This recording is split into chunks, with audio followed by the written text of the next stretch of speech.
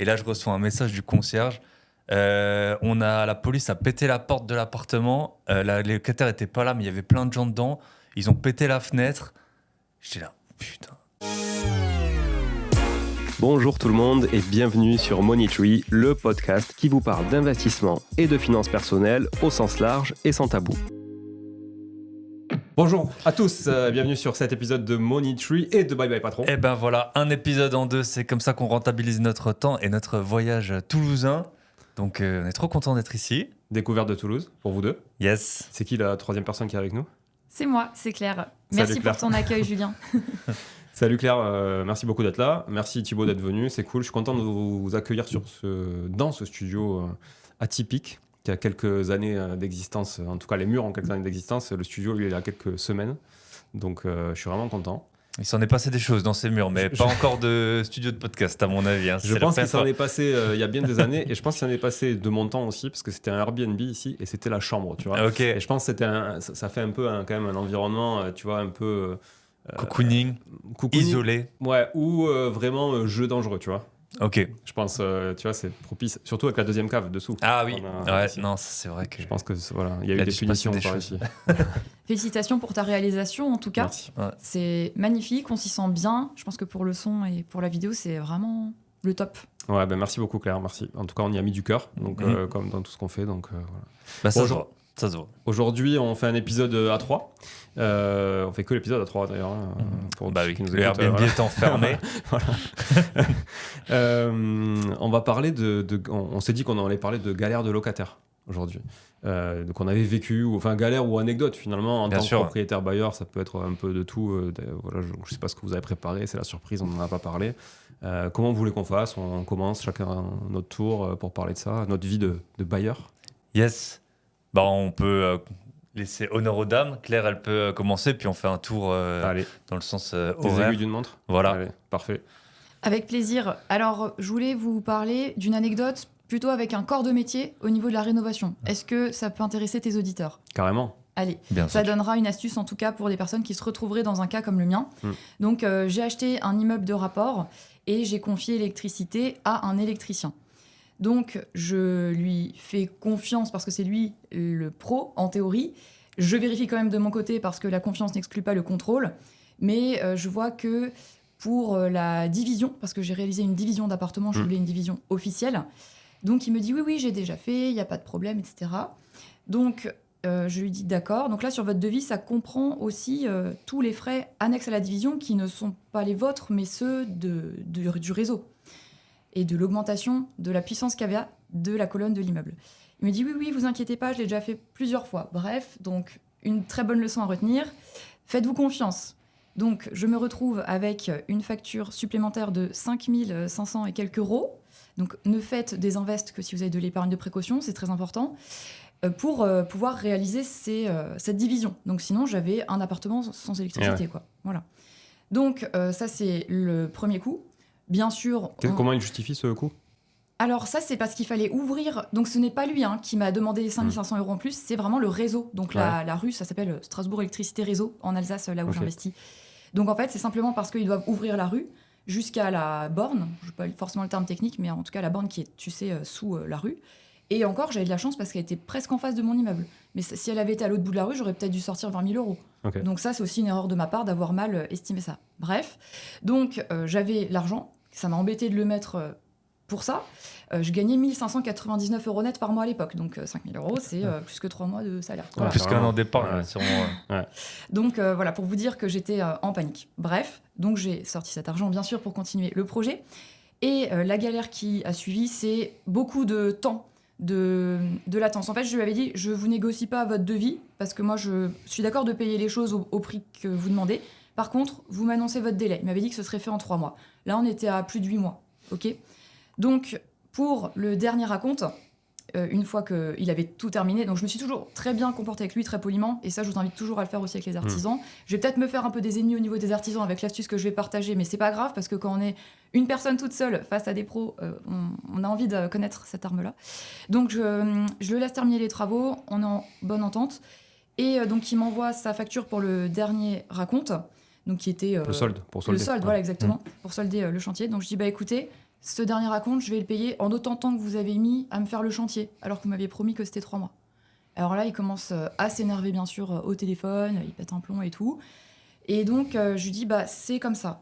Mais alors, il me répond, je vais vous envoyer mon avocat, etc. Bon, moi, je vous rappelle, si vous ne me connaissez pas, que je suis juriste de formation, je suis diplômée huissier de justice, mais j'ai quitté la profession, je suis indépendante financièrement, depuis plus de 3 ans maintenant.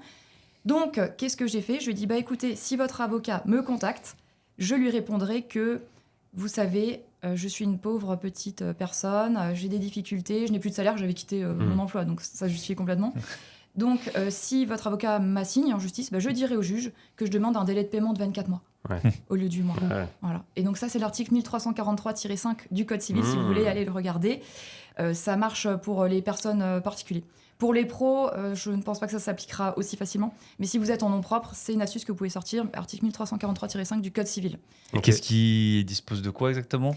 Bah, qu'une personne peut demander un délai de paiement qui peut aller jusqu'à 24 mois et le juge l'accordera en fonction de sa situation. Ok. Toujours pour protéger le consommateur et le particulier, effectivement. Yes. Donc, ouais, ça ne doit pas s'appliquer sur les pros. En fait, mais, exactement. si tu as une SCI, à mon avis, ça ne marche pas. Voilà, exactement. Donc, je suis très cool, très gentil, etc. Mais par contre, il ne faut pas me chercher quand on se moque Ouais. de moi, je dois sortir la Ok, grosse artillerie. astuce très intéressante.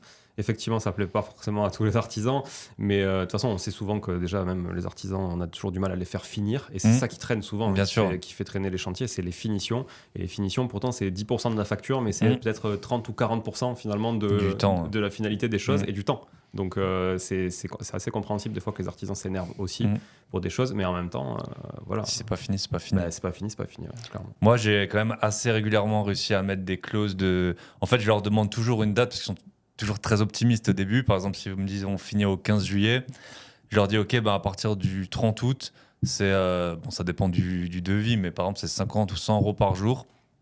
Et plusieurs fois, ça m'a servi. Parfois, ils dépassent un peu, du coup, je demande pas, mais en tout cas, ils s'en rappellent bien qu'ils ont. Parce que pour eux, c'est 3 ou 4 mois avant. Enfin, voilà, on a toujours du mal à se projeter. Tu arrives à leur faire signer ça? Et franchement, chez plusieurs artisans, j'ai réussi à leur faire signer ça. Souvent, bah, comme Claire l'a dit, on peut pas, ça dépend un peu, mais si les prix sont. On connaît les prix au bout d'un moment, donc si les prix sont en ligne avec ce à quoi on est habitué, on négocie pas. Mais en tout cas, moi, c'est la clause. La clause que. Alors, bien sûr, ça dépend des artisans. Mais c'est la clause, j'ai réussi à la faire signer dans plusieurs villes, chez plusieurs artisans. Et ça m'a bien sauvé. Ok. Et il y en a un, il était vraiment un peu la queue entre les jambes. Il me disait, ouais, par rapport au délai, comment on fait et tout. Surtout les biens qui sont. Les chantiers qui se finissent l'été. Donc on sait, souvent les gens ils partent en vacances. Et puis nous, la rentrée, c'est un peu la meilleure période pour louer. Donc, c'est ça. Le mois d'août en France, il se passe absolument rien. voilà. Là, tu perds un mois de business, clairement. Et tu loues au meilleur prix au mois de septembre, de manière générale. Donc, Parce que c'est ça, il y a même des biens que j'ai dû relouer. Un peu des mois creux, mars, comme ça. Et tu les loues moins cher, même si c'était 2 ans plus tard, par exemple, que ce que tu peux louer en septembre quand tu as 20, 30 ou 100. Ça m'est déjà arrivé 100 messages pour louer. Donc, merci Claire pour l'astuce et l'anecdote. Je passe la balle à Julien. Donc effectivement, là, on n'était pas sur les anecdotes locataires. C'est pour ça que je précisais au début, on est sur des anecdotes de bailleurs, d'investisseurs locatifs, de propriétaires bailleurs. Ok. Alors moi, j'en ai une. Alors, je pense que je vais la garder pour la fin de l'épisode. C'est ça, tu sais, c'est toujours marketing. C'est pour que les gens écoutent jusqu'à la fin de l'épisode. J'en ai une, voilà. Et celle-là, elle est très, très croustillante. Très vraiment, croustillante. je vous en parlerai à la fin parce qu'elle est vraiment, vraiment canon. Et je vous montrerai des images et on mettra des images sur la vidéo. Ok, super. Ouais. Donc là, je vais commencer par les moins sexy. J'ai une anecdote. J'ai un Airbnb dans le sud du Portugal et donc du coup, comme son nom l'indique, Airbnb plus sud du Portugal, c'est des gens qui viennent plutôt en vacances. C'est de la location vraiment saisonnière pour le coup au sens propre. Et donc on a de tout, pas mal que des étrangers évidemment, et des Portugais aussi qui viennent passer le week-end. Et là, j'ai un Autrichien. Je fais pas de discrimination de nationalité, évidemment. Surtout quand il paye. Quand il paye, il n'y a aucune discrimination. Surtout, franchement, c'est pas une nationalité connue pour arnaquer les gens. Tu vois. Mais voilà, donc j'ai un Autrichien qui vient, très bien, il réserve pour une semaine. Et donc lui, il dit, je viens bosser un peu au soleil, tu sais, un peu en mode digital nomade, hein, voilà, comme il y en a beaucoup. Et puis, je me rappelle, il arrive un samedi, il dort, etc. Et là, le dimanche soir, à 23h, toujours à ce moment-là, t'es au pieu, tu vois, t'as envie de te coucher, tu redémarres la semaine et tout, fin de week-end. Et là, je reçois Je vois les messages sur Airbnb, chose qu'il faut absolument pas faire dans son lit le soir avant de Bien s'endormir. sûr, ouais. Voilà. Je reçois le message et je vois qu'il échange avec notre gestionnaire sur place, qui sont des retraités québécois qui gèrent pour nous tu vois, c'est un peu schizophrénique le truc, mais des retraités québécois qui gèrent pour nous les Airbnb au Portugal, de nous et de nos clients. Et du coup, je vois des échanges et le mec dit... j'ai des boutons partout, il envoie des photos, il y a des punaises de lit dans votre Airbnb, je veux me faire rembourser, c'est inadmissible. Et là, donc évidemment, nous on dit mais attendez, qu'est-ce qui se passe, tout ça. Et puis moi, franchement, j'ai quand même confiance aux gens, tu vois, de premier abord et tout. Et l'autre personne avec qui on le gère, il me dit non, il essaie de nous arnaquer et tout. Je dis mais non, attends, calme-toi, peut-être qu'effectivement. Et on avait changé le matelas pour vous dire. Une semaine avant, il n'y avait qu'un couple qui avait dormi entre temps.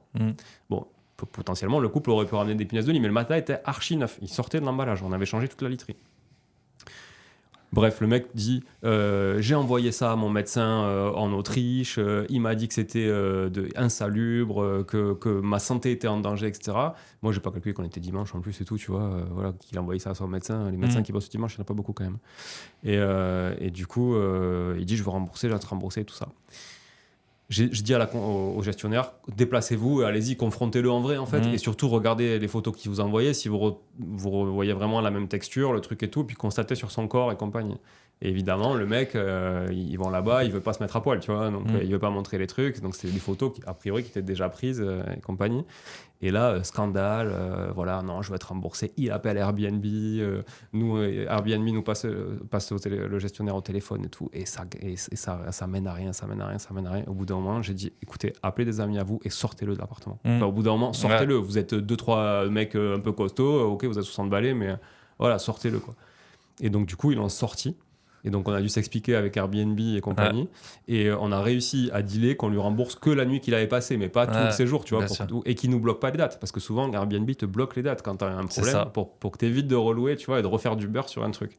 Et donc, pour te dire, le mec, je pense qu'il est un professionnel de ça. Il doit en fait faire ça et se faire payer ses logements tu vois, de pays en pays ou de ville en ville. Voilà, et hallucinant. Incroyable. Et si t'es trop un peu honnête, sympa, sincère, t'aimes pas les embrouilles et tout, bah, du coup, tu laisses faire, tu vois. Tu dis, bon, désolé, restez la semaine, on vous rembourse. Mais tu te dis, c'est un peu con parce que s'il y a des punaises de lit, le mec. Il aurait dû le faire à la fin de la semaine. Moi, je l'aurais fait à la fin de la semaine si j'avais été lui. Bah ouais. Donc voilà. Bon, bref, des anecdotes que tu lis. En fait, je pense que le principal problème de ça, quand tu fais beaucoup d'Airbnb, c'est que c'est souvent le soir, parce que les mecs, ils sont dans l'appartement le soir, et que ça te pollue moralement, vraiment. Tu vois, est-ce que les Québécois... Non, ils sont au Portugal. Ouais, ils habitent là-bas. Ouais. Parce que c'est vrai que nous, on avait été à Londres, et en fait, on avait un problème avec la chambre, et c'était des Américains qui faisaient la gestion à distance. Et en fait, j'avais trouvé que c'était un bon système parce que du coup, eux, ils ont peut-être, je sais pas, 5 heures de retard, entre guillemets, sur Londres. Ouais. Et donc, eux, c'est quand toi, tu as les problèmes le soir, en fait, pour eux, c'est la journée. Ouais. Et je trouvais que c'était un bon système parce que le matin, c'est vrai qu'il n'y a rien. D'avoir des gestionnaires sur un fuseau horaire, peut-être 4-5 heures plus tard, c'est pas idiot, même si bon, du coup ils sont pas sur place. Mais le problème c'est pour gérer les urgences. Voilà, c'est ça, gérer les urgences. Et c'est là où tu te fais démonter aussi quand t'es pas agile sur le Airbnb, quoi. Voilà. Pour rassurer les bailleurs au niveau de Airbnb, je sais pas si vous avez vu, mais Airbnb est conscient de ce problème et de ce chantage fait par les voyageurs. Donc aujourd'hui, ils ont, j'ai vu ça très récemment, ils financent une personne, un expert qui va sur place vraiment voir s'il y a des punaises de lit ou pas, avant de prendre une décision. Donc apparemment c'est une arnaque qui a été vraiment faite à grande échelle parce qu'il y a vraiment le problème des punaises de lit en France et dans d'autres pays. Donc Airbnb sont moins, on va dire, en phase avec les voyageurs sur ça, ils ne croient plus sur ce sujet-là en tout cas. Ouais, alors moi j'ai eu des punaises de lit à Toulouse dans un logement justement, et là ça a été effectivement avéré, donc on a fait traiter, on a bloqué le calendrier pendant 15 jours, on a joué le jeu et tout ça. Bon après c'est comme ça, c'est la faute à pas de chance, mais du coup effectivement là c'était crédible et puis on a pu le constater. Mais tu vois, il y a quand même pas mal de margoulins qui essayent toujours de t'arnaquer. Je pense qu'on fait partie des loueurs qui prennent leurs responsabilités. S'il y a les punaises de lit, on traite, on rembourse et c'est normal. Mais on ne veut pas la mauvaise foi des voyageurs. Donc voilà, parlez avec des loueurs autour de vous, tenez-vous au courant des politiques d'Airbnb, Booking et autres, et protégez-vous. Clairement. Thibaut, petite anecdote. On peut continuer sur les punaises de lit parce que, et là, autant moi je pense que je suis un bailleur plutôt responsable, mais là j'avoue qu'il y a eu un peu un concours de circonstances. Donc nous on avait un appartement, mon associé maintenant il est au Canada, moi j'habite pas non plus sur place. Et on avait un appartement c'était un appartement après coup, en tout cas pour nous c'était Il fait à peu près 60 mètres carrés. Et c'était trop grand pour du Airbnb, avec le chauffage et tout. Au final, on s'y retrouvait pas. On a des concierges qui gèrent. Donc, mis tout bout à bout. Et quand il y a des problèmes, en fait, c'était quand même à nous d'en régler certains. Donc, on a dit, bon, on arrête. C'est quand la dernière location? Donc, on s'était dit peut-être vers mai. Donc, c'était 2023, mai 2023. J'ai dit, c'est quand la dernière location? C'était au 20 août. Et donc, j'ai dit au concierge, bah, écoutez, vous bloquez le calendrier après. Au 20 août, nous, on va le rebasculer en longue durée. Petite parenthèse, maintenant, il est en sous-loc avec quelqu'un que j'ai reçu sur le podcast, là, Sébastien Mort, c'était le formateur de celle qui m'a pris la sous-loc. Donc, pendant 3-4 mois, voilà, on prend plus de résa ni rien. Le 10 août, donc 10 jours avant, les concierges, ils m'appellent punaise de lit. Et j'en avais jamais eu. J'avais déjà eu des cafards dans un autre appart. On avait tout refait. Je pense qu'ils s'étaient remontés avec les travaux et tout. Punaise de lit. En plus, les photos, c'est vrai que ça, c'est pas très engageant, quoi. Et donc, je dis, bon, bah, écoute, voilà, on ferme. Donc, en fait, ça, entre guillemets, ça avait servi à rien d'attendre jusqu'au 20 août parce que la réservation, on n'a pas pu l'honorer vu qu'il y avait les punaises de lit. Et mes concierges, l'appartement, il est vraiment en long. Donc, il y a la chambre d'un côté et puis le salon. Il y a bien 15 mètres, je pense, de couloir jusqu'au salon. Et les concierges, ils m'ont dit, écoute, je pense que les punaises de lit, elles sont que dans le salon. Donc, on a jeté tout le textile en fait, du salon. On peut faire traiter, mais là, c'est vrai que si on avait eu peut-être 4-5 ans de Airbnb dedans, pareil comme dans cette pièce, il avait dû se passer pas mal d'histoires, et puis on en avait eu d'ailleurs. Et en fait, il s'avère que moi, je pouvais pas me rendre sur place. Mon associé est au Canada. On a envoyé un ami, plutôt à mon associé d'ailleurs, pour s'occuper de faire visiter l'appartement pour de la longue durée. Mais nous, on s'était dit, ce serait bien d'avoir de la moyenne durée. C'est vrai que ça marche bien en termes de renta. Tu peux louer plus cher pour plusieurs mois. Et donc, on avait 3 un peu... Alors, je les ai pas vus en vrai, mais ils parlaient vraiment... déjà, moi, j'ai un peu cette tendance, mais eux, c'était vraiment... un peu vraiment en mode ghetto comme ça. Wesh, nous on vient pour bosser dans l'automobile et tout comme ça. Enfin, en plus, pour nous, on est en Alsace, c'était de Montpellier, je pense. Ils avaient le sud, enfin l'accent du sud et tout ça. C'était vraiment chaud, un peu les chauds, les rappeurs et tout comme ça. Bon, nous on l'a. Et en fait, il s'avère heureusement pour nous, ils n'avaient pas encore de contrat. Leur contrat, c'était des intérimaires ou je sais pas, ils n'avaient pas de contrat à signer. Donc on leur a dit, bon, bah nous, on va vous faire un compte Airbnb le temps de. Parce qu'on voulait quand même être protégé, on voulait pas signer avec. On connaît toutes les galères qu'on peut avoir. Et donc on a fait un compte Airbnb un peu à l'arrache juste pour cette raison en fait, parce que l'autre c'était lié à nos concierges et tout. Et au bout d'une semaine, on reçoit un truc. Punaise, ça nous gratte là. En fait, Ils n'ont pas dit punaise. Ils ont pas dit punaise. Ils ont dit ça nous gratte et tout. Qu'est-ce qui se passe et tout. Et donc là, on s'est dit oh merde. Bon, bah, on aurait dû quand même tout traiter, tout l'appart et tout. Et bon, finalement, ils sont partis.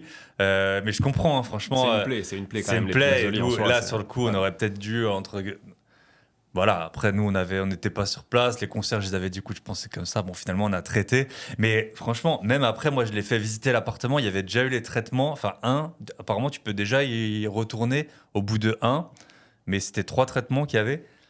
Et le soir, j'ai mal dormi. Pourtant, j'ai touché à rien et tout, mais je sentais comme ça me grattait et tout, un peu derrière la tête, comme ça. Donc, je comprends qu'eux, ils ont voulu partir. Et puis, bon, depuis, on n'a plus jamais eu de soucis. Après, c'est psychosomatique, des fois. Ah ouais, c'est ça. Non, j'avais rien ramené et tout. Et juste après, je l'avais loué l'appartement à des Coréennes. Et elles me disent... ah, mais à un moment, je passe il y avait un problème de clé de boîte aux lettres. Et elles me donnent des draps. Parce que les concierges, en fait, on avait une sorte d'armoire qui fermait, et elle me donne un truc de drap comme ça, et elles me suivent jusqu'à ma voiture, et moi je voulais les balancer direct, enfin je savais que ça a été traité, bon elles sont jamais revenues vers nous et tout, mais quand on te donne ça et que tu sais qu'il y a eu des punaises de lit dans l'appart, elles disent ouais il y a trop de draps et tout. Et j'étais là, je les jette, et elles m'ont suivi jusqu'à ma voiture parce qu'elles voulaient voir le local poubelle et tout. Les premières poubelles, après j'ai tout jeté les draps. Donc, pour anticiper ce type de problème, j'ai fait des recherches, tout ça c'est vraiment quand tu es juriste, en fait, tu essayes d'anticiper le max de problèmes. Il y a des inconvénients aussi sur ça. Tu n'envisages pas la réussite, par exemple. Bref. Mais en tout cas, pour les punaises de lit, il existe des sprays préventifs. Il y a juste à les mettre sur les pieds des lits. Ah ouais. Ça coûte, je sais pas, peut-être une 15aine d'euros. et t'es tranquille plusieurs mois. Donc, si ça peut vous intéresser, vous pouvez trouver ça Ok, sur cool. le net. Bonne astuce aussi. C'est Claire l'astuce aujourd'hui. Claire, l'astuce. Avec plaisir. Claire, les bons tuyaux. Ouais, Claire les bons tuyaux, c'est ça. Bah d'ailleurs, c'est à toi. On Ouais, c'est à t'écoute toi. pour C'est à toi. le prochaine Pour anecdote. une nouvelle galère Ouais. Vous voulez encore connaître une galère? Une galère ou autre. Une anecdote, Ouais. Alors, je vais vous en partager une par rapport à la location courte durée aussi, parce qu'en fait, moi, j'ai des locations courte durée d'une part et des locations nues d'autre part. Et au niveau des locations courte durée, je suis super haute sur Airbnb, numéro 1 booking de ma ville. Enfin bon, ça peut changer assez rapidement. Attends, ça m'intéresse. Oui. T'es super haute avec combien de biens? Avec 3 biens. Ok, parce Ouais. que plus t'as de biens, plus c'est compliqué. Tout à fait, ouais. C'est sûr. dur. Ok, bravo. Franchement, 3 biens, Merci, c'est bravo. gentil. Ouais. Et ça, j'aime bien ce côté-là parce que tous les ans, quand on arrive à être super haute, on gagne, tu sais, une 100 réduction à utiliser sur Airbnb. Je trouve que c'est assez intelligent de la part d'Airbnb de Ouais.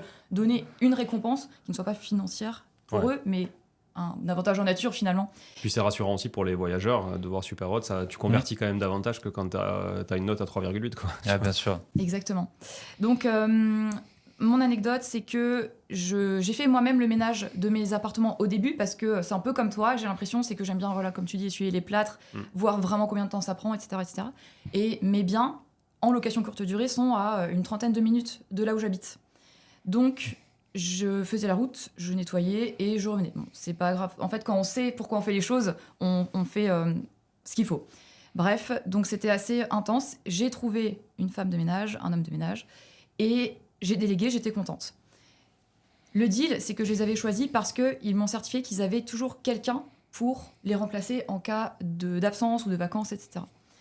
Je me retrouve au mois de décembre. Est-ce que tu es déjà venu en Alsace, Julien? Je suis jamais venu en Alsace et j'aimerais bien faire le marché de Noël. Eh Ouais, ben, tu es voilà. le bienvenu. Ouais. Et d'ailleurs, Claire a un Airbnb super haute à te louer.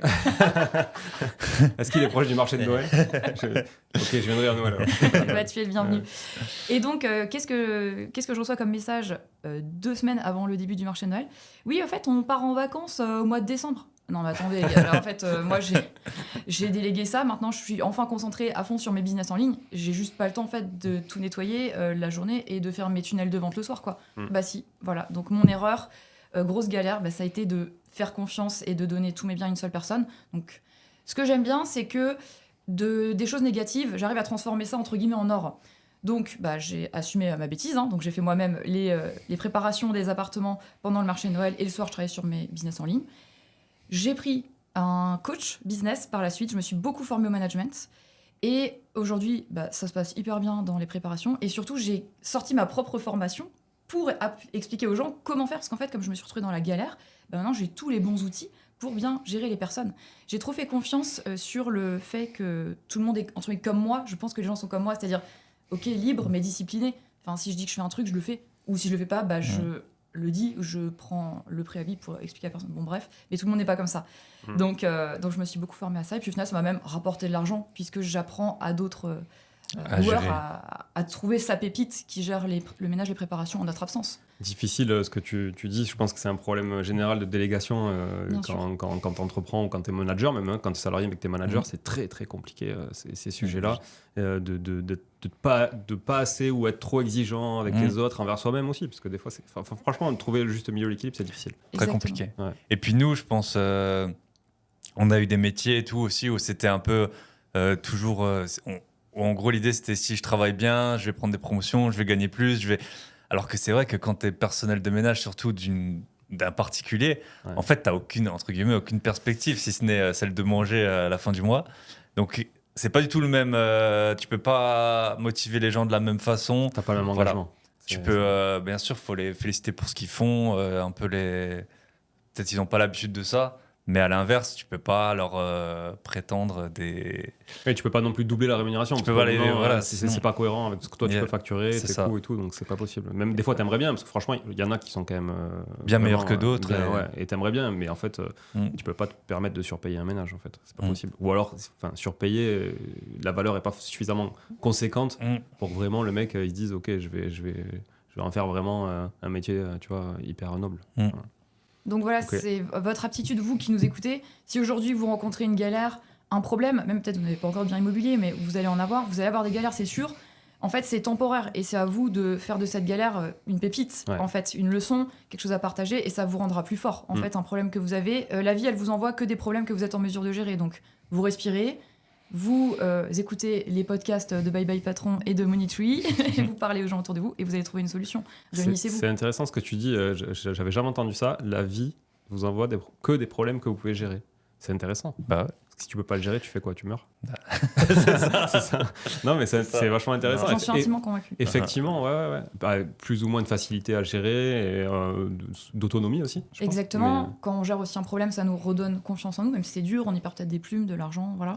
Mais ça nous donne plus confiance, donc après on peut aller plus haut. Enfin, c'est vrai que la vie c'est un jeu. Moi c'est comme ça que je le vois. On va au niveau d'au-dessus, niveau d'au-dessus, niveau d'au-dessus. Donc forcément, il faut affronter le boss. Ouais. On prend cher, on perd un peu de points de vie, mais après on a de nouveau la vie au niveau d'après. Le point de vie, putain. On en parlait avant l'épisode. la jauge d'énergie parfois. C'est compliqué de les gérer. Hein, c'est une gestion de stock un peu compliquée, je trouve. Tu vois. Ok. Moi j'hésite en fait j'en ai plusieurs. J'hésite. Soit on reste sur la courte durée. Mais je vais vous partager alors une petite croustillante, mais bon, mignonne, dans la longue durée. Donc c'est un studio qui est pas très loin d'ici, quartier des Carmes pour ceux qui connaissent, en plein centre-ville de Toulouse, donc plutôt dans les beaux quartiers. Un studio que je louais à une jeune active qui travaillait au Carrefour Market du coin, au casino du coin, voilà. 18 mètres carrés, loué 650 €. C'est à peu près les prix du marché. Vous qui êtes déjà venu à Toulouse, comme ça vous saurez. Mais très bien placé, hein, vraiment, voilà. Et donc, c'est une chambre, hein, grosso modo, surtout qu'avant, cet appartement était en Airbnb, et pendant le Covid, je l'ai passé en location longue durée. Parce que j'en avais 6 ou 7 à ce moment-là en Airbnb sur Toulouse pendant le Covid, et franchement, ça faisait une sacrée claque quand même, hein, quand t'avais plus personne d'un coup, voilà. Donc il y en a que j'avais switché en ça, location. c'est presque 10 000 € par mois, je pense, de revenus en moins, non? Ouais, parce qu'en fait, un studio à Toulouse, en revenu brut, hein, j'entends. Ouais. Je parle brut, après, évidemment, ça dépend si tu le gères ou si tu as une conciergerie et tout. Moi, en l'occurrence, j'ai toujours eu des conciergeries pour les gérer, et 2 différentes. Pour justement pouvoir basculer de l'une à l'autre si besoin. Pas au début, mais après je m'en suis rendu compte, comme toi, j'ai fait le même constat. Et si tu veux, un studio grosso modo c'est entre 1 500 et 2 000 € par mois brut, et les T2 c'est plutôt entre 2 500 et 3 000, tu vois. C'est pas beaucoup plus, parce que ça reste quand même pour loger qu'une ou deux personnes. Oui, bien sûr. Un T2, même si t'as un canapé lit, en soi tu loges quand même souvent une ou deux personnes. Donc ouais, ça fait un gros manque à gagner. Voilà, x6. Donc même si tu peux geler les échéances, donc on avait gelé les échéances pendant 6 mois, parce que les banques étaient quand même assez ouvertes à ce moment-là. On en a repassé quelques-uns, dont celui-là. Donc là, on trouve cette locataire et tout, mignonne, charmante, machin, pas de souci. Et là vient l'état des lieux sortant. Bon, franchement, l'état des lieux sortant, j'en ai fait des centaines, et honnêtement, j'ai à peu près tout vu. Et là, j'enlève la laise, le matelas, dégueulasse, des taches partout, et elle avait tellement essayé de nettoyer et de frotter qu'elle avait même enlevé, c'était un matelas hybride, donc tu avais une couche ressort plus une couche mémoire de forme dessus, tu vois, et donc la couche mémoire de forme, elle avait enlevé carrément le revêtement dessus et tout, elle avait frotté à la javel et tout, dégueulasse, ça avait étalé des taches, c'était pire, mais franchement le matelas, je te jure, pourri. La poussière partout, le classique poussière sur les plaintes. Ça, tu vois, maintenant j'envoie une fiche 15 jours avant, pré-état des lieux, je dis je vais venir faire un pré-état des lieux, au final je viens pas. Tu vois, mais au moins ils font tu vois, j'envoie, je dirais je vais venir à telle date, faites ça, comme ça on fait un pré-état des lieux, ça vous évite qu'on impacte votre dépôt de garantie et tout. Comme j'ai pas envie de me déplacer 15 jours avant, je leur dis bon mais finalement je viens pas. Tu vois, ça aussi je pense c'est une petite astuce. Bonne astuce. De dire ok, ça inquiète les gens, ils font, et du coup toi après t'es tranquille. Et donc là j'avais pas envoyé ça, depuis j'ai fait ça. Donc dégueulasse et tout, j'arrive et là je lui dis bon écoutez on va pas faire l'état des lieux aujourd'hui, c'est pas possible, je repasse un autre moment et on refait ça. Donc on se cale 3-4 jours après, j'arrive, elle était encore en train de faire le ménage, des cheveux partout, je te jure elle avait une tignasse, elle perdait des cheveux partout, il y en avait partout. Je lui dis quand j'ai vu qu'il y en avait partout, j'ai dit vous avez débouché la bande de fond et tout, enfin tu vois sur la douche. Ah non, je dis faites-le, donc vas-y qu'elle commence à mettre les mains partout, dégueulasse. Et là, je lui dis bon, allez, c'est bon, je vais terminer. Et franchement, de toute façon, je vais pas vous rendre la caution. Et en plus, vous me devez de l'argent. Donc, franchement, hyper adorable. Ok, combien je vous dois et tout. Et là, tu sais ce qui est arrivé sur ce canapé, sur ce lit? Écoute, je sais pas ce qui est arrivé, mais je vais te raconter la suite. T'es sûr que tu veux nous raconter? Est-ce que les auditeurs veulent qu'on entende? Je sais pas, mais c'était drôle. En fait, la situation, elle était assez cocasse, tu vois, vraiment en live. Donc, je lui dis écoutez. On se donne rendez-vous encore 48 heures après, ici, et je vous dirai combien vous me devez, et vous viendrez me payer, et comme ça, on fera vraiment la remise des clés à ce moment-là, et tout ça. Moi, j'avais récupéré, j'ai toujours un double ou un triple, évidemment, même si c'est interdit, madame la juriste. Non. C'est pas interdit? Non, c'est interdit de rentrer chez les personnes. C'est pas interdit d'avoir un double? Alors, montre-moi le texte de loi qui interdit d'avoir un double. Très bien, alors tant mieux s'il n'existe pas. Tant mieux. Ok, j'ai cru que ça l'a été, en tout cas, à un moment, et ok, cool. Donc, Mais ça, si tu le trouves, avec plaisir, peut-être ça a pu changer. Le droit, ça change tous les jours. Hein, donc, Ouais, si ok, tu l'as, ok. peut-être que tu as raison. Non, mais en fait, je pensais peut-être à tort que ce n'était plus le cas aujourd'hui, mais qu'à une époque, ce fut le cas, et que maintenant, on a le droit. Voilà. Donc, j'y vais, etc. Et bon, je fais le ménage un peu à sa place. Voilà, je fignole le truc, je lui fais l'état des lieux, machin. Et là, en faisant le ménage, je trouve derrière la tête de lit, tu vois, coincé entre le matelas et tout ça, un lubrifiant à sextoy. Mais c'était marqué comme ça, lubrifiant, enfin pour je sais plus que c'était marqué, mais en tout cas les jeux sexuels, machin, etc. Tu vois. Et voilà. Et donc là, je récupère ça et je retrouve un paquet de serviettes hygiéniques. Bon, ça peu importe, mais je retrouve un paquet de serviettes hygiéniques dans la salle de bain, tu vois. Donc je prends ces deux trucs et on se voit en bas de l'immeuble et je lui dis, Je crois que c'est à vous. je lui dis, La classe. écoutez, j'ai trouvé ça, je crois que c'est à vous. Ah oui, bon, merci beaucoup et tout ça. Et je lui dis, j'ai trouvé ça.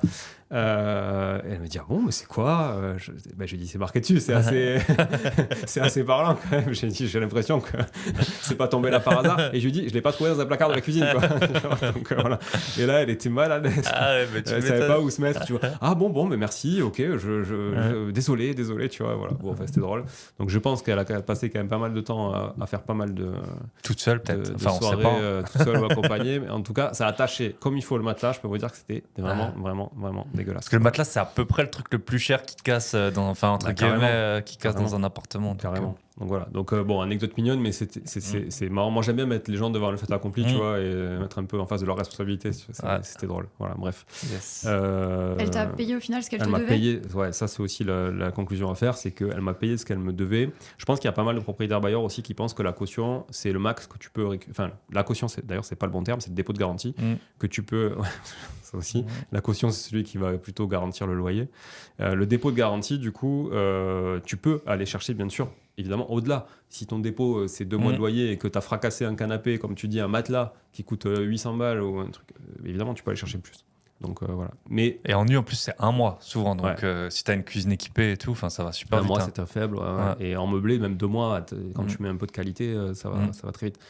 Après, la problématique, c'est comment tu vas chercher cet argent. Est-ce que les gens sont ouverts ou pas? Et là, c'est une autre histoire quand même. Ouais, notre temps, c'est quand même ce qu'on a de plus précieux. Donc, parfois, sur 300, enfin, surtout, moi, vraiment, peut-être, on l'a pas ressenti dans l'anecdote des punaises de lit, mais moi, mon objectif, c'est tout le temps que mes biens ils soient tout le temps loués. Parce qu'en plus, ben voilà, quand on dépasse les 10, 15 biens et tout ça, enfin, si t'as que 10% qui est pas loué, ça commence à faire vraiment beaucoup d'euros. Ouais. Donc moi, c'est vrai que j'ai toujours tendance à anticiper, à faire les visites pendant les préavis, etc. Donc toi, si tu commences si c'est quelques centaines d'euros, parfois tu mets ton ego de côté. De toute façon, moi, je le dis toujours dans l'immobilier, j'ai aucun ego. C'est que les euros. Il y a pas de, il y a des agents immobiliers avec qui je me suis embrouillé. S'ils ont un bon bien à vendre, tous les deux, tu vois, on se regarde comme si c'était jamais arrivé. Ça m'est arrivé plusieurs fois qui m'ont menti sur les DPE notamment. Et puis après, quand tu reçois les charges. Donc, bien sûr, après, tu redoubles de vigilance. Mais en fait, eux, ils sont là pour l'argent. Toi, tu es là pour faire un bon investissement. Et puis, tant pis, l'ego, c'est dans la vie privée, il faut faire attention. Mais t'as raison. Mais c'est pas évident. Franchement, c'est pas évident. On le sait très bien. Et puis surtout quand t'as un peu de caractère, que t'es habitué à ce qu'on fasse ce que tu demandes. C'est Ouais, pas... puis au-delà de ça, moi j'ai ce syndrome des fois qui est franchement qui me pourrit un peu. Souvent, j'ai envie d'éduquer les gens. Tu vois, je trouve que ça manque d'éducation. Non, mais c'est vrai, en fait, je trouve que les gens manquent d'éducation, de politesse souvent. En fait, voilà, si tu peux faire un pas pour que le bailleur d'après, tu vois, ça lui soit bénéfique à lui, tant pis. Mais j'ai bon espoir, peut-être de manière utopique, tu vois, que quelqu'un fasse pareil avant pour le locataire que je vais avoir moi d'après lui, tu vois. Mais bon, c'est comme ça. Voilà. Comme pour les conjoints, pensez-y. Parfois, ta vie de couple, elle se passe mieux. C'est-à-dire, tu veux éduquer le conjoint? Quelqu'un a fait le travail avant. Quelqu'un l'a éduqué. Bon, Thibaut, Anecdote. Alors moi, je vais vous parler d'un appartement. Je pense qu'on a eu un peu... Pourtant, c'est pas des grosses galères, mais quand j'ai réfléchi un peu aux anecdotes, on a eu vraiment une multitude de galères différentes. Alors la première, donc on a acheté l'appartement, petite anecdote. Donc déjà, le très bon point que tu as dit, c'est les doubles triples de clés. Au début, je le faisais pas, moi. Et en fait, moi, j'ai des gestionnaires locatifs et tout. Et comme je l'ai dit, mon but, c'est toujours de louer les biens. Souvent, j'habite pas à proximité, donc je fais les visites le week-end, puis ça arrange aussi plus les locataires. Comme par hasard, les gestionnaires, ils sont fermés, donc je dois envoyer des gens et tout. Donc maintenant, c'est dès que j'achète le bien, faire triple de clés, c'est vraiment... tu gagnes beaucoup de temps. Et souvent, quand tu achètes un bien, tu te retrouves avec une pauvre clé, franchement, ça aussi, c'est horrible. Je veux dire, quand tu vends un bien, putain, mais file au moins 2 jeux, quoi. Ouais, bien sûr. Et 2 fois, je suis parti sans les clés de chez le notaire, ça m'est arrivé. Bah, tu sais, après, tu signes l'hypothèque et tout, le vendeur est déjà parti. Donc, en tout cas, là, on avait acheté un bien. Alors, en fait, ça a été un peu une sorte de, je sais pas si on peut dire la sérénade des trucs improbables. Donc, premier point, l'agent IMO, bon, heureusement, j'ai fait l'offre, c'était une bonne affaire. Offre dans la voiture tout de suite en sortant. C'est comme ça que j'ai pu avoir le bien, alors qu'il y avait 3 offres qui sont. Et puis c'était au prix, c'était vraiment pas cher. Donc parfois, il ne faut pas essayer de négocier. Mais déjà, l'agent IMO, sa photo WhatsApp, c'était elle qui roulait une grosse pelle à son mec. Genre, c'était ça la photo. Après, en plus, j'étais avec mon associé, on rigolait trop. Après, quand on a été voir l'appartement avant d'acheter, juste parce que bien sûr, le jour du notaire, d'un coup, je lui montrais une photo où je sais pas. Elle se colle à moi, mais vraiment en mode. Enfin, c'est improbable. Enfin, pas du tout pro. Enfin, elle commence à vraiment regarder mon téléphone en se collant comme ça et tout. Michel, il était mort de rire, il n'en pouvait plus. Bon, il s'avère que chez le notaire, je m'aperçois sur les plans que le garage qu'on nous a vendu, c'était pas le bon. Donc, on annule la signature. Moi, je ramène toujours des gâteaux ou du vin pour les vendeurs et les agents. Bah là, je leur ai donné parce que ça allait périmer, mais finalement, on n'a pas signé ce jour-là. Après, bon, avec le garage, finalement, on a réussi à récupérer de l'argent parce que c'était pas la même porte et tout. Bon, voilà, une petite magouille, enfin pas magouille, bien sûr, dans le respect de la loi et autorisé par notaire, mais on a quand même récupéré, je pense, 2000 € comme ça. Et ensuite, elle nous dit, je m'occupe de la mise en location gratuitement. Donc moi, parce que moi, c'est moi-même qui fais rentrer les locataires parce que les agents, ils n'y arrivent jamais. Donc elle a mis 1 mois et demi à nous faire rentrer quelqu'un qui voulait pas le garage parce qu'il n'avait pas les moyens. Donc le garage, depuis, je le loue à un mec très sympa, un Turc, mais qui parle que turc, qui me donne des liasses de billets, bien sûr déclarés, hein, qui me donne des liasses de billets. Donc chaque année, je dois y aller. Sa femme, elle parle un petit peu français, et puis lui, il vient, il me donne juste la liasse comme ça. Donc déjà, troisième truc peut-être improbable. Finalement, le jeune qu'elle avait mis, enfin le jeune couple de 20 ans, au bout d'un mois, il nous annonce que c'est un T2, que sa femme elle est enceinte. Et nous demande, je sais pas, je pense que ça t'arrive aussi, on nous demande toujours s'il n'y en a pas des apparts dispo. Oui. Alors, et en plus, il s'avère que j'avais un T3 qui se libérait, je leur dis, et puis ils disaient, ah non, mais c'est trop cher et tout. Bon, bref, ils s'en vont en 6 mois, ils avaient fait des trous dans les murs partout et tout ça. Bon, super, donc on garde la garantie, une partie, mais bon, les trous, on les a laissés. Je loue à une. Et c'est là où c'est vraiment parti. Entre-temps, alors, putain, il s'en est passé des choses. C'était Foncia, on a 5 ou 6 biens qui sont gérés par Foncia. C'est mon associé qui gère les charges de copro. Il demande les codes d'accès. Soi-disant, on les recevra 1 mois après. On a un mail qui atteste de ça et tout. La dame qui nous dit ça, elle part en congé mat. Nous, on était en train de changer le siège de la SCI. On ne reçoit pas les courriers. Huissier qui nous prélève directement sur le compte les charges de copro. C'est clair. C'était clair. Non, et encore plus improbable, je connais une seule Claire d'huissier. Et c'est elle dans toute la France, quoi. Ouais. Et c'est elle qui reçoit le courrier pour notre société. Elle dit écoute Thibaut, et en plus, il s'avère que son mari, c'est mon banquier principal. Ah ouais. Et donc, elle nous dit Thibaut, je crois qu'il y a un problème et tout. On est, je sais pas, assigné, c'est comme ça qu'on dit, par les huissiers. Moi, j'avais même pas vu les courriers parce en fait, ils étaient arrivés à la mauvaise adresse vu qu'on changeait le siège de la SCI et tout. Bref, une galère. Et à la fin, donc, ça, c'était encore le plus calme. Bon, on s'est fait prélever. Je sais plus, on a dû négocier un peu les frais et tout des huissiers. Bon, je mets une nana qui avait l'air bien, qui était là avec ses parents et tout, une petite jeune de 18 ans. Et déjà. Je vous conseille, même pour les jeunes, il y en a encore qui en ont, mais j'aurais dû le faire avant, je check le Facebook. Et là, je vois déjà qu'en fait, elle avait un petit col et tout, mais qui avait des tatouages un peu style satanique comme ça et tout dans le cou. Et en fait, bon, elle avait un boulot dans un resto un peu gastro et tout, donc ça avait l'air bien, les parents bien, le père il s'occupait de tout.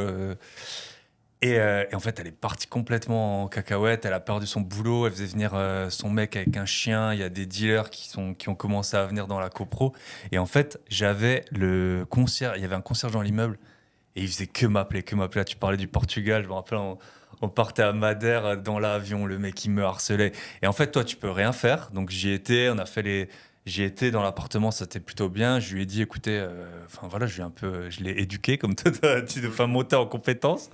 Tout se passait bien, mais en fait, tu peux rien faire en tant que, et ça la juriste confirmera, je pense, en tant que propriétaire, tu es responsable de tes locataires alors que tu peux rien faire. Déjà, les gens qui payent pas, tu peux pas les virer, et elle payait. Et donc, il s'avère que au bout d'un moment, j'ai réussi à lui dire bon bah écoutez, faut que vous partiez. En fait, j'ai trop de problèmes avec vous. Elle a accepté, mais elle avait 3 mois de préavis. Et un jour, ben, comme on en parlait un peu en off, nous on travaille tous les jours et souvent une bonne douzaine d'heures par jour. 22h, je vais tout couper. Et là, je reçois un message du concierge.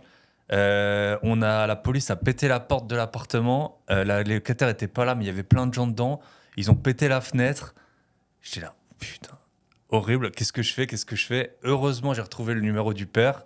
Je lui dis, puis j'ai été super, voilà, pas d'ego, pas de sentiments. Je lui dis, écoutez, c'est simple. Votre fille, vous devez avoir plein de problèmes à gérer avec elle. Nous, on veut récupérer l'appartement dans l'état, on veut la laisser. Point. Puis le lendemain, le père, au final, il avait tout barricadé. Moi, j'avais trop peur des squatteurs, en fait. Je me suis dit, il n'y a plus de porte. Et tout barricadé. La porte, on l'a récupérée en meilleur état que ce qu'on l'avait donné au début, parce qu'ils ont tout repeint et tout. Ça s'est plutôt bien passé. Et là, j'ai une fille que je connais, agent immobilier. Elle m'envoie un PV d'AG. En fait, elle est en train de vendre un appart dans la copro.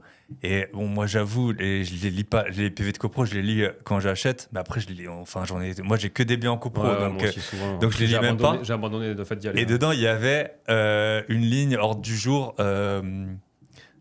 Enfin, je sais plus, dépôt de plainte contre notre société, tu vois. Ah ouais. C'était dans les trucs et elle m'envoie pas bien et tout. Parce que, à cause du bordel de la locataire, mais moi, c'était vraiment Donc complètement. C'est le syndic qui voulait porter plainte contre vous. Contre nous, ouais. Et t'es complètement démuni face à ça, en fait, parce que tu peux rien faire. Enfin, nous, j'ai été la voir, je l'ai appelée plein de fois, on a envoyé des recommandés. Elle payait. Bon, là, finalement, elle est partie, c'est reloué depuis et c'est réglé. Mais je veux dire, et ça. Tout ça, c'est arrivé en à peu près une année, à toutes les anecdotes que je vous ai racontées. Ah ouais. Donc, ouais, comme quoi, c'est sûr, plus t'as de biens, plus t'as de locataires, plus tôt ou tard, tu peux avoir des histoires. Mais bon, maintenant, le bien, il est rentable, tout se passe bien. Est-ce que tu disais là aussi tu vois, d'avoir un locataire qui tu sais que tu as plusieurs biens, qui te dit est-ce que tu n'as pas un autre bien, tout ça. Moi, ça m'arrive, là, tu vois, j'ai une locataire qui était dans un studio, toute seule. Maintenant, elle nous a pris un T1 bis dans le même immeuble, parce qu'on a plusieurs apparts dans le même immeuble. Tu vois, donc elle nous a pris un T1 bis dans le même immeuble. Et là, elle dit je suis enceinte. Tu vois, comme exactement. C'est pour ça que ça me fait penser à ça quand tu disais je suis enceinte, est-ce que vous auriez pas un T3? Et du coup, là, il y a un T3 qu'on voulait mettre en coloc. Et finalement, on va rogner sur notre rendement. Tu vois, et lui dire ok, on vous le loue. Par contre, ça va être le plus cher du marché. Parce qu'en plus, il y a une terrasse en plein centre-ville et tout. Tu vois, c'est un peu quali. Et elle a dit mais tant pis, je le veux, vous êtes super propriétaire, je veux rester avec vous et tout. Et donc du coup elle, ça l'arrange, mais elle sait qu'elle paye peut-être 30% plus cher que ce qu'elle pourrait trouver ailleurs, tu vois. Et nous, bon, on rogne un peu, mais franchement c'est tellement satisfaisant de te dire t'as un locataire que tu connais, tu vois, qui t'a moi, t'es sûr. Bien sûr. Et pourtant il y a des mois où elle a galéré à payer parce qu'elle était toute seule et tout, mais c'est pas grave en fait. Moi je retiens pas ça, je retiens le fait que elle est attachée à nous et qu'en fait elle est fidèle et elle ne la fera jamais à l'envers, tu vois. Et ça c'est intéressant, je trouve. C'est bien d'avoir des biens tout au long de... Moi, j'avais donné un conseil qui avait beaucoup plus, c'était prendre des locataires un peu moches, parce que tu as moins de risques. Parce que moi, j'ai beaucoup de T2, en fait, qui se mettent en couple. C'est horrible ce que tu dis. Et ça m'est arrivé, j'avais un peu un beau gosse, là, c'était un bon locataire, il est parti chez sa copine et tout. Mais en fait, toi, tu peux pallier le problème en ayant pour chaque étape de la vie d'abord des studios, après des plus grands, et après tu peux avoir... C'est comme le scolairement parlant, tu vois, tu rentres en 6e au collège, tu sais que 5e, 4e, 3e... les établissements privés, il y en a, c'est de la maternelle au BTS, là, et ben voilà. Tu les rentres comme ça, tu as toutes les tailles d'appartements, familles nombreuses, etc. Et au bout de 20 ans, ils sont toujours locataires chez toi. Trop bien. Voilà, ou alors s'ils se séparent, de toute façon, tu as le studio ou le terrain. Voilà, exactement. Ouais, parce qu'il y a aussi les séparations. Et là, effectivement, ils te rendent un T3, et là, tu leur reloues 2 T2. C'est parfait. Ça, c'est nickel. Tu vois. Il faut bien que ça se goupille, mais c'est vrai que quand tu es un peu présent sur une ville donnée, franchement, c'est quand même pratique, ou même quand tu as d'autres copains investisseurs ou quoi dans la ville, ou des clients, si jamais tu es dans le business, voilà, c'est pas mal. Trop bien. Ouais, cool. Enfin, dernier tour. Maître Claire. Alors, maître, normalement, c'est vraiment pour l'huissier de justice ou le commissaire de justice qui a son étude ou l'avocat. Ah Moi, oui, je suis pas pour le collaborateur. Non, pas pour les collaborateurs, pas pour les clercs d'huissier. Même le diplôme ne suffit pas. Oui, exactement. Mais merci en tout cas. Alors, En fait, ce qu'on veut vous dire dans ce podcast, je pense, c'est que des galères, vous en aurez plein. Donc, ça fait partie du chemin. Mettez-vous, matrixez-vous le cerveau. Vous allez avoir des problèmes et voilà, on en rigolera autour d'un verre, une soirée, ensemble. Et c'est OK. Et si vous avez des galères, c'est que vous avancez dans votre vie, encore une fois. Donc, j'en ai pas mal en tête. Mais je me dis, je vais peut-être parler d'une parce que ça pourra aider les auditeurs à voir que, bien sûr, il y a la loi d'un côté et je suis diplômée, etc. Blabla. Donc, c'est à ça que je pense en premier. Mais d'autre part, il faut toujours garder à l'esprit la psychologie humaine. Et ça illustre aussi ton anecdote avec la locataire, justement. Donc, j'ai toujours donc, des locations courte durée dans un immeuble et j'ai une location nue au rez-de-chaussée. J'ai acheté l'immeuble avec la personne dedans, donc des investisseurs m'ont dit oui, fais-le sortir, faut de la renta. Moi, je suis pas comme ça. J'aime l'argent, mais j'aime encore plus bien dormir la nuit, me regarder dans le miroir. Donc voilà, je l'ai laissé. Enfin, il n'a pas à subir les conséquences d'une petite nana de la trentaine qui achète un immeuble. Bref. Qui veut dire bye bye patron. Qui a dit bye bye. Exactement. Et donc, tout ça pour dire que j'ai un voyageur qui m'appelle. Il me dit, écoutez, je me suis bagarré avec le locataire dans... Et c'est bizarre, il a la soixantaine, il fait pas de vagues, il paye et tout. Enfin, trop bizarre. Donc, je dis d'accord, et vous avez rien, ça va. Enfin, vraiment horrible parce que, en fait, tu dis, t'as un locataire à l'année, il peut mettre en péril tout le business. Donc, l'immeuble, c'est très bien pour, comme moi, les petits salaires qui veulent aller vite. On fait une opération, on a plusieurs biens. Mais attention quand même, les immeubles, vous concentrez aussi les problèmes. Enfin, une personne peut mettre en péril, voilà, le business model, c'est compliqué. Ok, donc je réfléchis, je me dis, bon, est-ce que je fais un recommandé ? Je me dis, non, ça sert à rien, le gars en bas, il est violent, enfin, bon, qu'est-ce que je vais faire ? Et après, je me dis, non, mais ça doit pas être mon locataire, mais je sais que son fils, il a un peu une tendance sur l'alcool et tout. Donc je me suis dit, bah tiens, le voyageur, il a peut-être dû se fighter. C'est un pompier, hein, mon voyageur. Donc je pense que c'est quelqu'un quand même de bonne foi, il est revenu plusieurs fois et tout. Il s'est fighté avec le fils. Ok. Donc je vais la jouer plus fine, réfléchissons en psychologie humaine. Et pour ça, il y a un livre que je vous recommande qui est Pépites. Il s'appelle Comment se faire des amis, mais il ne parle pas du tout de comment se faire des amis, c'est plutôt comment gérer la psychologie humaine et arriver à nos fins. Okay. Avec la bienveillance et tout ça, voilà. Toujours avec une bonne intention derrière. Donc je me suis dit, je vais appeler la fille de mon locataire, qui est une personne normale, voilà, avec qui on se comprend. Et donc je vais lui dire, et je lui ai dit, voilà, je m'inquiète beaucoup pour votre père. On m'a rapporté qu'une personne a tapé très fort à sa porte. C'est une personne violente qui s'est embrouillée avec une personne du premier étage. Enfin, j'ai très très peur pour votre papa. Voilà, je l'ai joué comme ça. Et je me dis, bon, je vais jouer sur le sentiment amour, fille, père, pour qu'elle puisse peut-être essayer de faire quelque chose. Parce qu'elle doit savoir que son frère ou son demi-frère ou je sais pas qui est violent. Et ben, ça a marché. Alors, non seulement elle m'a remercié de m'inquiéter pour son père, et en plus de ça, je n'ai plus jamais eu de vague dans l'immeuble. Elle a géré le problème à ta place, quoi. C'est ça. Donc réfléchissez avec les pions que vous avez, comment vous pouvez dénouer des situations. Parce que si j'avais fait le truc entre guillemets juridique, oui, assurer la tranquillité, respecter les parties communes, respecter voilà, qu'est-ce que j'aurais eu que des embrouilles, ça sert à rien. Donc réfléchissez aussi en termes de psychologie humaine. C'est vachement important pour résoudre les problèmes. Totalement. On en fait une dernière ou pas ? Ouais, on fait le tour. Bah Claire, c'était la dernière, je pense. C'était la dernière. Ça fait 3. Oui. Allez, on s'était dit 3. Ok. Parce qu'après, ils vont croire que c'est que des galères l'immobilier. Mais il y a aussi beaucoup de choses très cool. Enfin, moi, je voyage 3 mois par an, par exemple. Il y a des choses très cool que me permet l'immobilier, que j'ai pu lancer des business. Voilà. Mais c'est sûr qu'on veut vous parler des galères aussi, parce que c'est important d'avoir un franc-parler. Il y a beaucoup de victoires, comme le dit Julien, sur les réseaux sociaux, mais il faut parler vrai. Et nous, je pense que nous trois, on a cette valeur-là, d'être dans le partage et de dire les vraies choses, y compris celles qui sont un peu négatives. Ouais, c'est vrai. Mais après, c'est délicat, effectivement, d'en isoler les 3. Enfin, moi, ça fait plus de 15 ans que j'ai investi dans l'immobilier. Franchement, j'en ai tellement auxquels je pense pas. Vite fait, je vous fais l'expulsion. Vous pouvez j'avais tout déjà décrit dans une capsule de A à Z avec les forces de l'ordre et tout ça. Donc, les pépites, il pépite cet épisode, je l'ai écouté justement, et d'ailleurs tu as été sur place lors d'expulsion, ce qui est normalement interdit par le code de procédure civile d'exécution. L'huissier, donc le commissaire de justice, tel est son nouveau nom, m'a effectivement dit, écoutez, vous pouvez venir, mais vous n'avez pas le droit d'être là, donc restez cachés s'il vous plaît. Voilà. Exactement. Bon, après, c'était pas le genre de locataire à aller connaître, je pense, ce détail, tu vois, bien sûr. tout ça. Non, tout à fait. Mais c'était impressionnant. Mais allez l'écouter cet épisode parce qu'il est édifiant, parce que tu parles aussi des délais. Enfin, j'ai apprécié que l'aspect pratique, et l'aspect juridique, vraiment la théorie, tu as dit les prix. prix, combien ça coûte, Ouais. etc. Donc comment s'en protéger, c'était intéressant. Ouais, très intéressant. Et bon, au final, voilà, ça se fait. Le truc, c'est juste de démarrer tôt, quoi, en fait. Faut pas laisser traîner, il faut juste démarrer. Exactement. Ça vous coûte rien d'envoyer un mail, encore un peu plus d'envoyer un courrier, un peu plus d'en recommander, mais c'est que dalle par rapport à tout le temps que vous pouvez gagner derrière. Et au moins, vous débloquez le truc, quoi. Voilà, après, on reparle des états des lieux tout à l'heure. J'ai vécu aussi des menaces d'état des lieux où c'était un couple et le mec était là à l'état des lieux avec son frère et son cousin. Tu vois, ils étaient 3, baraque. Bon, vous avez vu comment je suis gaulé, moi. Je suis pas. Voilà, par contre, je cours très vite et très longtemps, souvent beaucoup plus que les autres. Donc ça m'arrange. Tu vois, ça va me servir. Mais voilà, et donc le mec hyper menaçant, il me suivait. Tu vois, il me collait vraiment au cul pendant l'état des lieux et tout.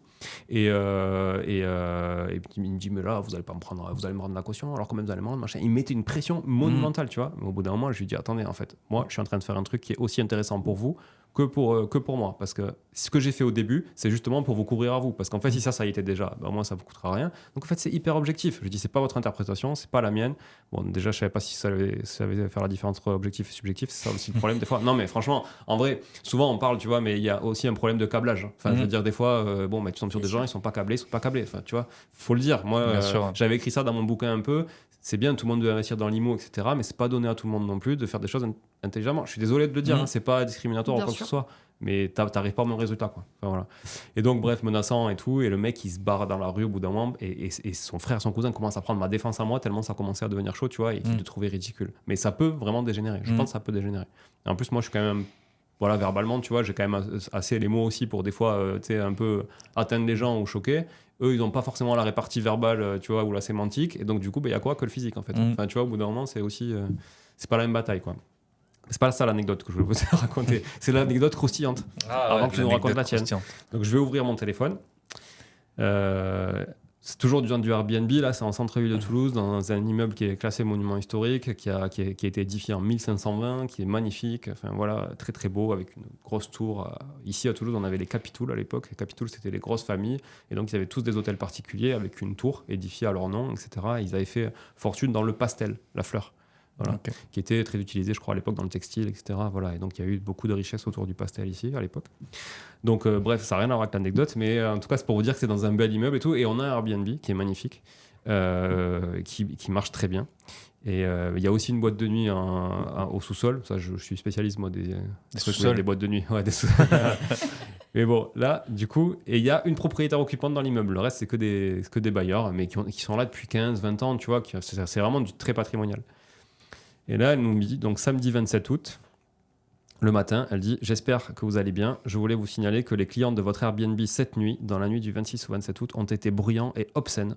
Photos jointes toute la nuit et n'entendaient rien aux remarques et demandent pour fermer la fenêtre. » Et elle m'envoie une vidéo que je vous montre. Est-ce que les auditeurs la verront, la vidéo?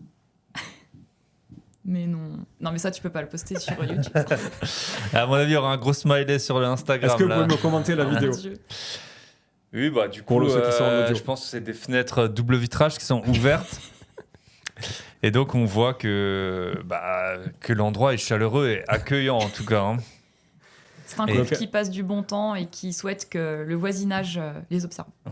Voilà. Donc, elle m'envoie ça. Donc, un couple à poil. On vous met J'ai une photo.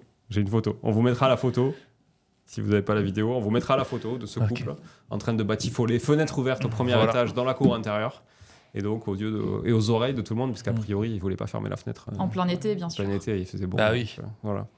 Donc ça nous arrive pas souvent en Alsace. C'est drôle, hein. tu vois, c'est pas une galère, mais c'est drôle quand même. En Alsace, de septembre à avril, t'as aucun risque. Hein. La fenêtre ouverte, ça mais même au mois de juillet, c'est fou. Après, ça aurait pu être une galère parce que tes voisins vont te reprocher peut-être des nuisances. Oui. Voilà, bon, c'était anecdotique, c'est arrivé très peu de fois qu'ils étaient dérangés. Elle était choquée. Voilà, elle était choquée, mais elle nous a écrit d'autres fois parce qu'il y avait des fêtes, etc., notamment après Covid. D'ailleurs, dans cet appartement, on a eu pas mal de dégâts et Airbnb Cover, qui à l'époque n'existait pas d'ailleurs, mais qui était juste une assurance Airbnb, nous avait bien remboursé, etc. Mais bon, malgré tout, quand c'est saccagé, c'est saccagé. Et avec la vétusté, tu t'y retrouves pas tout le temps quand même. Et tu l'as rassurée cette voisine alors, parce que justement pour savoir un peu la suite, comment on gère là sur que quoi tu lui as sur dit ça à ta voisine? Non, là je lui ai même pas répondu. Honnêtement, t'as même pas répondu? Ouais, non, je n'ai même pas répondu parce que voilà, je me dis bon, qu'est-ce que tu veux que j'y fasse en fait? Je vais pas y aller le lendemain pour leur dire vous avez pas été mignon, vous avez baisé devant tout le monde, c'est pas bien, tu vois. Bon, au bout d'un moment, Je pouvais rien faire. Mais Moi, j'aurais voulu je pense que je l'aurais rassuré, j'aurais dit oui, je Ils sont mets tout en partis. œuvre pour que ça n'arrive plus. Ils Ah sont non, mais partis, après on tu vois, s'entend j'aurais dit un super truc bien. comme ça. Enfin, tu vois, on s'entend Oui, super voilà, ok, bien. oui. C'est important de conserver les bonnes voilà. relations, Et en fait, je pense. pour vous dire d'ailleurs, ça c'est un truc juridiquement intéressant pour toi, Claire. C'est que quand j'ai acheté dans cet immeuble, mon notaire de l'époque avait trouvé un modificatif du règlement de copropriété qui n'avait jamais été annexé en fait aux précédentes ventes, dont la sienne, elle, c'est une cardiologue, elle, qui a acheté. Puis il y a quand même c'est pas mal des gens qui ont un boulot, tu vois, un peu haut de gamme. Et du coup, ils n'avaient jamais eu ce modificatif de règlement de copro qui avait quasiment une quinzaine d'années, ou même plus une vingtaine d'années, et qui disait que dans le local où il y a la boîte de nuit aujourd'hui, ne pouvait s'exercer qu'une activité de restauration et uniquement restauration. En l'occurrence, là, c'est un bar à shooter, tu vois, qui s'appelle le Chupitos, qui porte bien son nom, tu vois. Et ils avaient fait à un petit moment 2-3 frites, histoire de dire qu'ils faisaient de la restauration, mais en aucun cas, c'était un restaurant, tu vois. Et en plus, ça fait des mois qu'ils ne faisaient plus de restauration. Donc, moi, j'avais amené ça à l'Assemblée Générale, et j'avais dit, en fait, toutes les nuisances que vous avez à la copro, là, en plus, non seulement c'est chiant et ça emmerde tout le monde, mais en plus, ils n'ont même pas le droit d'être là. Donc, on a assigné la propriétaire du local, qui donc a signé un bail qu'elle n'avait pas le droit de signer. Évidemment, l'exploitant a assigné la propriétaire, parce que la propriétaire, à l'époque, avait tout l'immeuble et c'est elle qui avait fait la division. Et donc, en plus, c'est elle qui avait fait le modificatif de règlement de copro, donc elle le savait, tu vois. Et donc là, on a gagné. Donc là, maintenant, ils ont fait appel. Mais il n'y a pas de raison. Enfin, l'appel, en plus, c'est vraiment très juridique. Hein. Enfin, voilà, il n'y a pas trop d'interprétation. Donc, du coup, on va encore gagner. Mais ça fait 3 ans qu'on est sur le coup. Mais on va réussir à la sortir parce qu'en fait, l'entrée de la boîte se fait dans la cour intérieure. Et donc, la queue, ils ont mis un vigile, mais la queue des gens et les mecs qui sortent bourrés et tout, ou qui vomissent des fois, se fait dans la cour. Tu vois. Ouais. Et nous, on a un Airbnb qui est hyper haut de gamme, tu vois, sur un quartier où tu es à 7-8 000 euros du mètre carré. Tu vois. Donc, c'est quand même pas. C'est pas top. Et donc, du coup, si tu veux, tous les copropriétaires nous ont quand même à la bonne, même si on est les seuls qui faisons du Airbnb dans ce bel immeuble, ils nous ont quand même à la bonne grâce à ça, parce qu'on va finir par sortir cette boîte de nuit. Mais c'est long, tu le sais. Bien C'est sûr. long, juridiquement parlant. Voilà. Yes. Bon, voilà, j'en ai fait plusieurs en une. Oui. Bah, moi, ce sera pas mon anecdote, mais ce que tu as dit pour l'état des lieux de sortie, moi, une fois, bien choisir ses locataires, c'est très important. C'est pour ça aussi que je fais souvent les visites. Et moi, j'avais refusé. Alors, sur les papiers, c'était donc, c'était pas en France que j'avais le bien, mais c'était un grec. Mais en fait, c'était un russe, ça se voyait direct. Et il m'a dit, ouais, je suis à moitié russe. Et donc, ses revenus, il avait revenu de videur de boîte, plus 1500 € cash par mois pour être chauffeur d'un homme d'affaires russe. Son poing, il faisait la taille de ma tête. Et j'ai dit, non, mais lui, jamais je le mets dans mon appart. Et c'est moi qui vais lui payer un loyer, tu sais, au bout d'un moment, alors qu'il est chez moi, quoi. Donc, ouais, bien choisir. Et c'est vrai que, mine de rien, sans faire de discrimination ou quoi, bah, posez-vous toujours la question si ça part vraiment what could go wrong. Et avec ce mec, je voulais pas du tout avoir d'histoire. Donc, ouais, l'état des lieux, tout ça, c'est de temps en temps, il y a des gens qui sont un peu agressifs. L'avantage, je trouve, des gens un peu, comme tu disais, pas câblés, c'est qu'ils sont pas procéduriers dans la plupart des cas. Alors que parfois, tu vas avoir des gens qui vont être pinailleurs et tout. Une fois, moi, j'avais eu quelqu'un qui avait pris plus de 200 photos après l'état des lieux fait par un pro. Je pense qu'ils avaient dû avoir un problème avec un dépôt de garantie ou quoi. Mais c'était hyper procédurier. Ils nous ont un peu... Enfin voilà, ils nous ont un peu coûté du temps.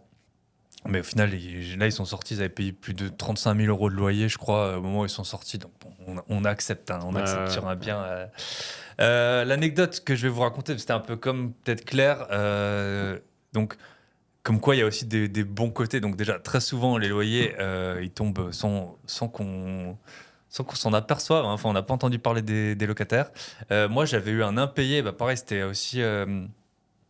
dans un appart que j'avais vu à l'étranger et du coup j'ai été moi-même plaidé au tribunal, je connaissais rien et tout parce que les avocats, je trouvais que c'était trop cher, c'était mon deuxième bien, premier bien locatif, je crois.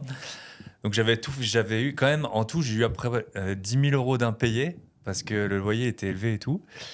Et donc je suis allé plaider et tout. Enfin, c'était n'importe. Enfin, j'étais pas du tout préparé à ça. Et en plus, à la fin, je me rappelle, j'avais dit à la juge, non mais moi je suis pas un gros propriétaire. Ça date. Hein, maintenant, c'était peut-être il y a 10 ans.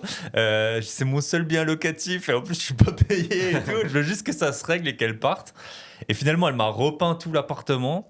Il me l'a rendu nickel et je l'ai revendu avec une énorme plus-value. Et juste quand elle est partie, après, j'ai rien fait d'autre.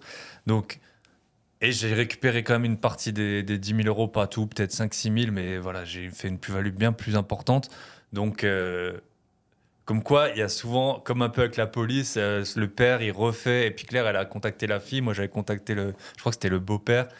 Mais en fait, il y a quand même souvent, quand ça se passe mal, après, tu arrives quand même un peu à retomber sur tes pieds. Donc voilà. Et moi, j'ai eu un shooting photo, pareil, d'une Russe dans un de mes Airbnb. En plus, le type, sa bio, c'était écrit « J'aime faire des photos artistiques dans des appartements luxueux ou un truc comme ça ». Bon, moi, tu sais, tu reçois la réservation Une passion Airbnb. comme une autre. Tu reçois la réservation Airbnb, tu te dis, bon, de toute façon, tu regardes même pas les profils, c'est automatique pour les gens qui ont des bons commentaires. Et après, je tape son nom sur Internet. Et là, je vois, il avait un Instagram en story dans mon appart. Une Russe Que comme du ça, nude. bien. Elle avait quelques vêtements, mais bon, c'était voilà, très échancré. Et ça fait bizarre hein, quand même quand c'est dans ton appart et tout. Je sais pas, ça fait bizarre de voir ça sur Instagram. Donc, tu as fait du Après, Airbnb et de la location nue en même temps. Voilà, de la location La nue. location nue, c'est très bon ça. La c'est très bon. location nue. Mais finalement, en plus, du coup, j'ai un peu vu que j'avais les photos à l'appui. Ils avaient fait, c'était des petits dégâts, mais j'ai réussi à récupérer justement avec Aircover.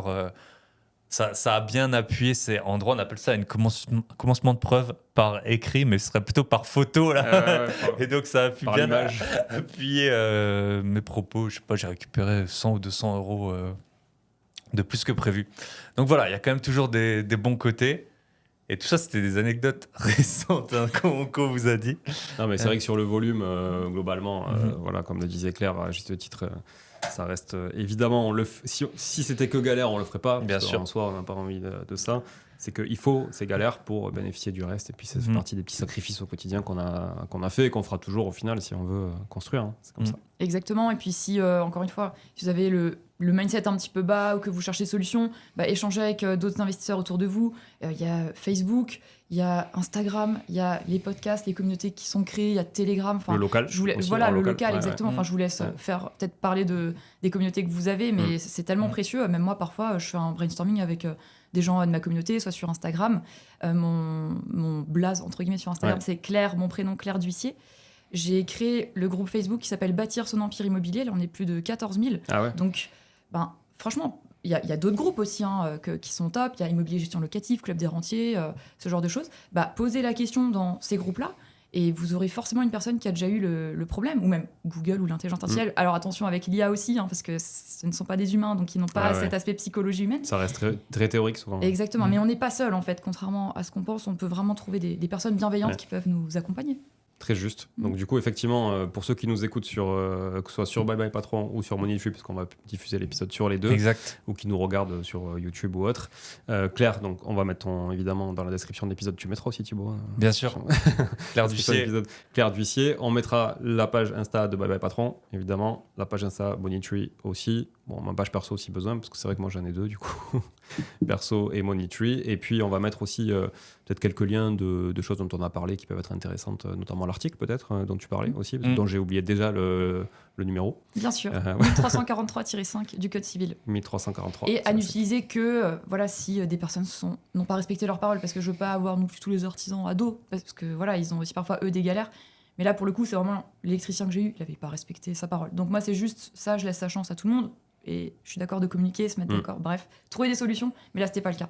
Donc n'utilisez ça que si vraiment une personne se moque de vous. Parce que c'est très puissant, donc je voudrais pas non plus mettre des grosses armes dans les mains des personnes mal intentionnées. Voilà. Très juste, belle conclusion. Claire, merci encore à vous deux d'être venus ici. Eh ben oui. En Volotea, du coup, c'est pour ça que j'ai une casquette, parce que je peux pas emmener mon gel en bagage en soute. Donc c'est ma petite casquette il te faut un petit 100 millilitres. Ouais, c'est ça. Mais écoutez, donc ouais. Non, Merci on est pour très ton contents. invitation, Julien. T'habites dans Avec plaisir, une très belle ville. Et j'ai eu beaucoup d'invités sur le podcast de Toulouse. Ouais. Et je pense qu'il y a un bon mélange de belle ville et de bon mindset ici. Bah, donc, merci. En tout cas, ça me fait plaisir de vous accueillir. Vraiment. ben, Et merci à tous d'être là, aussi fidèles sur Bye Bye Patron. Si vous écoutez, d'ailleurs, regardez sur la chaîne de Money Tree, allez liker, Bye Bye Patron. vous abonner, likez et abonnez-vous à Bye Bye Patron au podcast. Allez suivre Claire aussi, elle vous l'a dit, Claire D'Huissier sur Instagram. Et puis si vous écoutez sur Bye Bye Patron, allez sur Money Tree, la chaîne YouTube, le podcast. Et vous pouvez aussi faire des projets immobiliers avec Artae Immobilier. Il y a Putain, aussi t'es- Artae Intérieur. Artae Ça, c'est la Intérieur. nouveauté. Et puis, allez suivre aussi Julien Calamotte Putain, mais sur Claire, son t'es calé, compte. t'es Et calé. notamment sur LinkedIn. T'es calé, merci. Merci Claire, t'es calé. Artae Intérieur, effectivement, pour tout ce qui est prestat d'archi d'intérieur et surtout de cuisine. De cuisine d'Italie. Made in Italy. Voilà. Merci beaucoup. Ciao, ciao.